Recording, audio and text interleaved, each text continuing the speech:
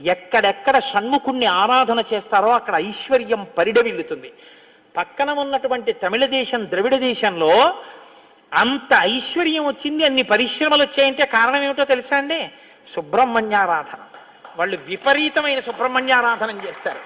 సుబ్రహ్మణ్య ఆరాధనం చేసినా, షణ్ముఖుడికి ప్రదక్షిణం చేసినా, ఆయనకి నమస్కారం చేసినా జ్ఞానము, ఐశ్వర్యము, సంతానమునకు క్షేమము, ఆయువు, ఆరోగ్యము అన్నీ కలుగుతాయి.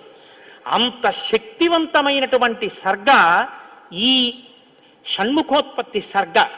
అందుకే వాల్మీకి మహర్షి ఎప్పుడూ కూడా అసలు ఫలశ్రుతి చెప్పరు.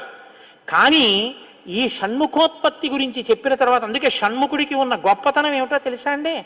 ఆయనకి ఒక గొప్ప విజయాన్ని సాధించాడు షణ్ముఖుడు ఒక్కడే.